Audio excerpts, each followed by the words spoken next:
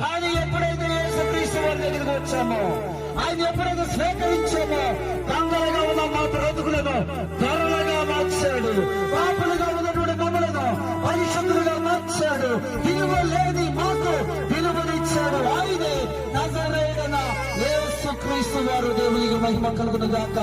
ఇదిగో మేము ఏదైతే పొందుకున్నామో, ఏదైతే చూసామో, ఏదైతే తాకామో, ఏదైతే విన్నామో, అదే మీకు చెప్పుచున్నాము. మేము తాకాము, ఆయన స్వరం విన్నాము, ఆయనని అనుభవిస్తున్నాము. ఆయన అనుభవిస్తున్నాము. ఏ విధముగా అనుభవిస్తున్నామంటే ఎక్కడా లేని సమాధానము, ఎక్కడ దొరకని శాంతి, ఎక్కడ దొరకని ఆదరణ, మేము అనుభవిస్తున్న వారముగా ఉన్నాం. దేవునికి మహిమ కలుగును గాక. దేవునికి స్తుతి కలుగును గాక. ఇదిగో మాలో ఉన్న కొంతమంది చనిపోయేవారు, సమాధి చేయబడవలసినటువంటి పరిస్థితుల్లో దేవుడు ఆరోగ్యం ఇచ్చారు, ఆయుష్కాలం ఇచ్చారు, స్వస్థత ఇచ్చారు.